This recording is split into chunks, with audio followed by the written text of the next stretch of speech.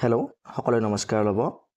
যদিহে আপোনাৰ বয়স 20ৰ পৰা 40 বছৰৰ ভিতৰত আৰু আপুনি এই ভিডিঅ'টোৰ টাইটেল আৰু থাম্বনেইল চাই ভিডিঅ'টো চাবলৈ আহিছে তেনেহ'লে আপুনি একদম সঠিক ঠাইত আহিছে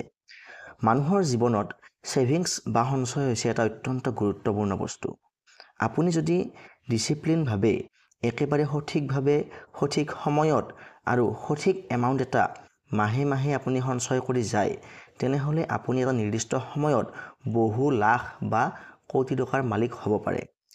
লাগিলে আপুনি চৰকাৰী চাকৰিয়ে কৰক নাইবা আপুনি কোনো প্ৰাইভেট সেক্টৰতে চাকৰি কৰক নাইবা আপুনি নিজে আত্মনিৰ্ভৰশীল হৈ ব্যৱসায় কৰক আপুনি মাত্ৰ আপোনাৰ উপাৰ্জনৰ পৰা সৰু অংশ এটা সঞ্চয় কৰি আপুনি যেতিয়া অৱসৰ ল'ব চাকৰি কৰিলে অৱসৰ ল'ব বা নিজাকৈ ব্যৱসায় আদি কৰিলেও যেতিয়া আপোনাৰ আৰু কাম কৰিবলৈ মন নোযোৱা হ'ব সেই সময়লৈকে আপুনি এটা সুন্দৰ এমাউণ্ট এটা লাভ কৰিব গতিকে আজিৰ এইটো ভিডিঅ'ৰ যোগেৰে মই আপোনালোকক জনাম যে আপুনি মাহে কিমান টকাকৈ জমা কৰিলে আপুনি কিমান বছৰত কিমান টকাৰ মালিক হ'ব পাৰিব এই যেটো এমাউণ্ট এই এমাউণ্টটো ব্যক্তি বিশেষে বেলেগ বেলেগ হ'ব কাৰোবাৰ হয়তো মাত্ৰ 1000 টকা জমা কৰাৰ কাৰণেও সামৰ্থ্য থাকিব পাৰে কাৰোবাৰ হয়তো 10000 টকা জমা কৰাৰ সামৰ্থ্য থাকিব পাৰে আৰু আন কাৰোবাৰ হয়তো মাহে 20-30 টকা বা 50,000 টকা পৰ্যন্ত জমা কৰাৰ সামৰ্থ্য থাকিব পাৰে গতিকে মই একেবাৰে আমাৰ যিখিনি সাধাৰণ শ্ৰেণীৰ মানুহ অৰ্থাৎ যিয়ে মাহেকত 2000 টকাৰ পৰা 10000 টকা পৰ্যন্ত এটা জমা কৰাৰ সামৰ্থ্য ৰাখে সেই সকল ব্যক্তিৰ সুবিধা হোৱাকৈ এইটো ভিডিঅ' বনাইছো আমি সকলোৱে নিশ্চয় মাহেকত 2000 টকাকৈ জমা কৰিব পাৰো এতিয়া মাত্ৰ 2000 টকাকৈ জমা কৰিও আমি অৱসৰৰ সময়লৈকে 1 কোটি টকাৰ মালিক হ'ব পাৰো কিন্তু কেনেকৈ সেই কথাটো মই এইটো ভিডিঅ'ৰ যোগেৰে আলোচনা কৰিম এতিয়া যদিহে আমি মাহেকত 2000 টকাকৈ জমা কৰোঁ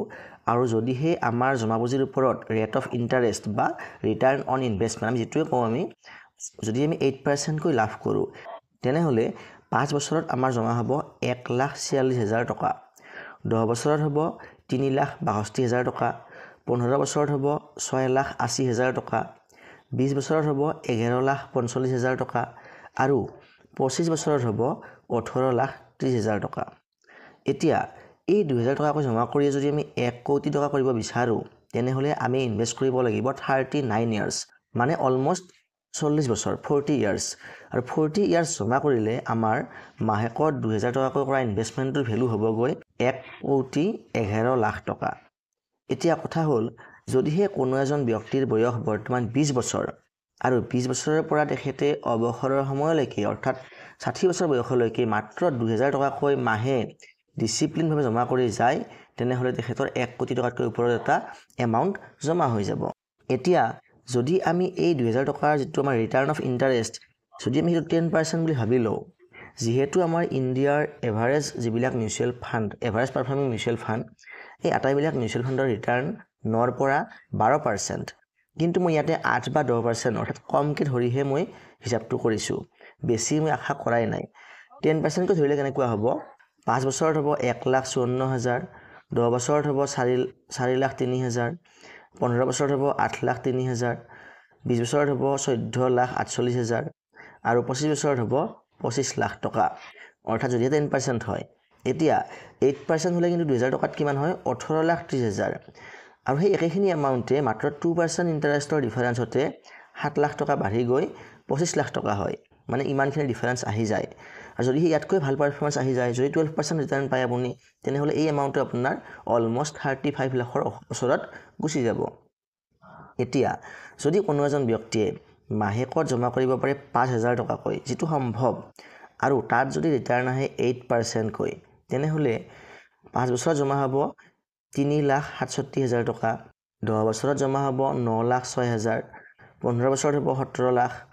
20 বছৰত হ'ব 28,50,000 25 বছৰত হ'ব 46 লাখ টকা আৰু এইটোৱে যদি 10% ইণ্টাৰেষ্ট হয় 5 বছৰত হ'ব 3,85,000 টকা 10 বছৰত হ'ব 10,07,000 টকা 15 বছৰত হ'ব 20,08,000 টকা 20 বছৰত হ'ব 37 লাখ টকা আৰু 25 বছৰত হ'ব 62 লাখ টকা মানে 8% ইণ্টাৰেষ্ট আৰু 10% ইণ্টাৰেষ্টৰ মাজৰ যেটো ডিফাৰেন্স সেই ডিফাৰেন্সটো অলমোষ্ট 16 লাখ টকা হৈ যায় মাত্ৰ মাহেকত 5000 কৈ জমা কৰিলে 25 ইয়াৰ্সত মানে যদিহে আপোনাৰ বৰ্তমান বয়স 35 ইয়াৰ্স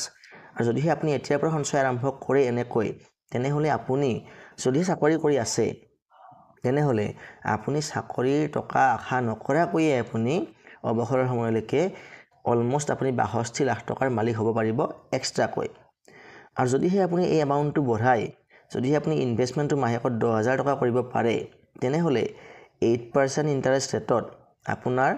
5 বছৰত হ'ব 7,34,000 টকা, 10 বছৰত হ'ব 18 লাখ টকা, 15 বছৰত হ'ব 34 লাখ টকা, 20 বছৰত হ'ব 57 লাখ টকা, 25 বছৰত হ'ব 91 লাখ টকা, মানে অলমষ্ট 1 কোটিৰ আশে-পাশে আপুনি এমাউণ্ট এটা পাই যাব। আৰু যদিহে আমি এই ৰিটাৰ্ণ অফ ইণ্টাৰেষ্টটো 10% বুলি ভাবি লওঁ তেনেহ'লে 5 বছৰত হ'ব আমাৰ 7,71,000, 10 বছৰত হ'ব 20 লাখ টকা, 15 বছৰত হ'ব 40 লাখ টকা, 20 বছৰত হ'ব 72 লাখ টকা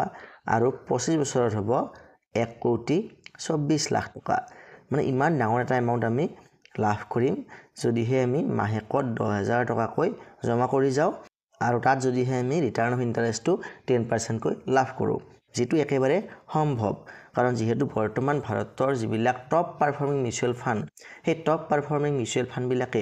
অলমষ্ট 30% পৰ্যন্ত ৰিটাৰ্ণ দিয়াৰ নজিৰ আছে শ্বৰ্ট টাৰ্মত, কিন্তু লং টাৰ্মত সেইটো এভাৰেজ হৈ যায় আৰু এভাৰেজ হৈ